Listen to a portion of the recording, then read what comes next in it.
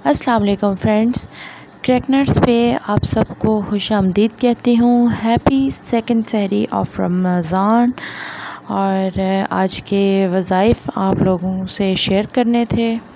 तो दूसरा रोज़ा जो है उसमें फ़जर की नमाज के बाद सूरह यासीन एक मरतबा और साथ में ला इलाहा इल्लल्लाह मुहम्मदुर रसूलुल्लाह 100 मरतबा इसका विर्द करना है।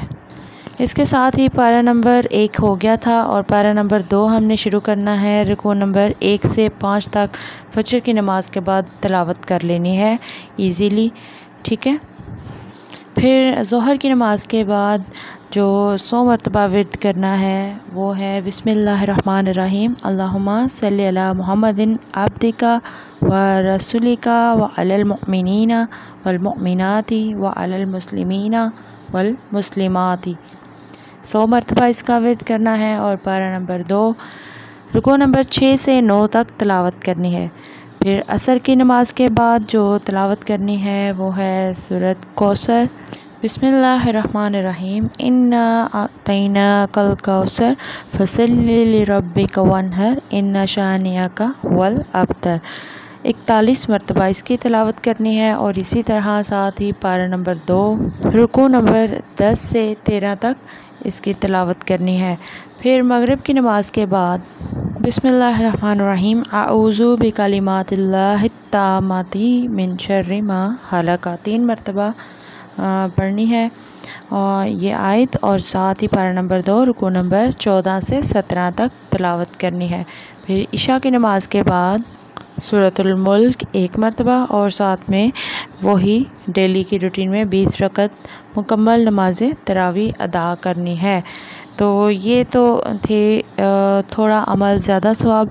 इसके अलावा कुछ दूसरे वज़ाइफ भी हैं, वो भी आप लोगों के साथ शेयर करती हूँ। दूसरा रोज़ा जो है फ़जर की नमाज़ के बाद पंजम कलमा इस्तग़फ़ार जो है वो 70 मरतबा पढ़ना है, ठीक है। पंजम कलमा 70 मरतबा पढ़ना है।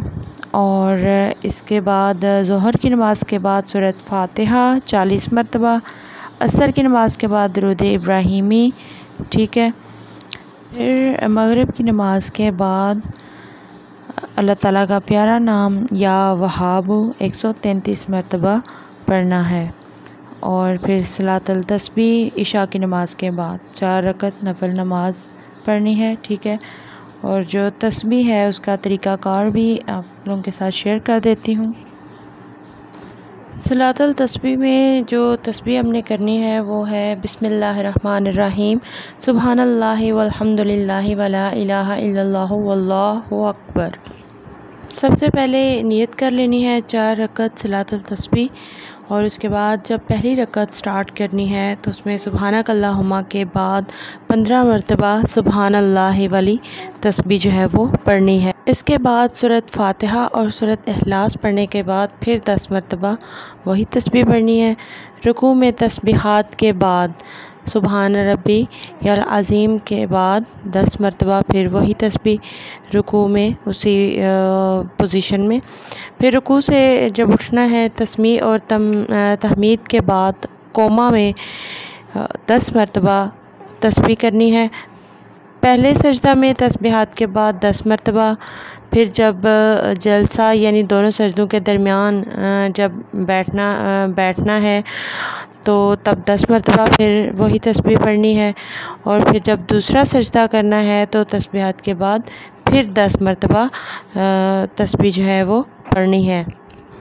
यहाँ पे पहली रकत ख़त्म हो जाती है। उसके बाद फिर जब दूसरी रकत स्टार्ट होगी तो सूरत फ़ातिहा से पहले फिर 15 मरतबा यही तस्बीह सुबहान अल्लाह वाली फिर सूरत फ़ातिहा और सूरत इखलास पढ़ने के बाद दोबारा से 10 मरतबा तस्बीह पढ़नी है।